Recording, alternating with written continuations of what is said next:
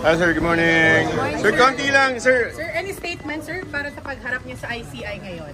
Mamaya na lang. Good morning po sa came before the ICI, I volunteered po. I think 30 weeks ago, I wrote a letter para po ma-fast track din po ang proseso. I'm sure everyone wants an answer as well. I told the people I'll answer at the proper form at the proper time. And this is it po. I also have my affidavit. And I'm ready to answer po. I'll lay the cards on the table. Facts lang po. I don't wanna invalidate the feelings of people towards the gravity of the situation if I deny.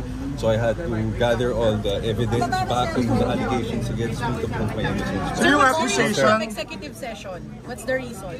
They asked me po, before the guidelines of the live streaming came out, they asked me po, because as I said, I volunteered, I think about 2 weeks ago when I wrote a letter. And they asked either a live streamer or not, and I read it about in respect to the commission, they asked naman po. And Pero sir, why executive session? sige, can we do it later? Yung sa father po ninyo, yung sabi yung father niyo yung tumatanggap on your behalf. Yes po.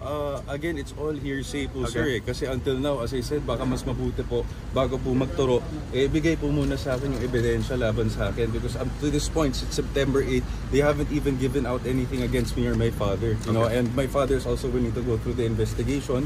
Wala po kami tinatago, hindi ako magtatago, hindi ako iiwas, hindi ako lilipad ng ibang bansa. I am here to thoroughly go through the investigation to fight for my innocence po. And Sige, we'll do it. Mamaya na, sir. Excuse us. Excuse us. Excuse. Sir, thank you. Thank you, sir.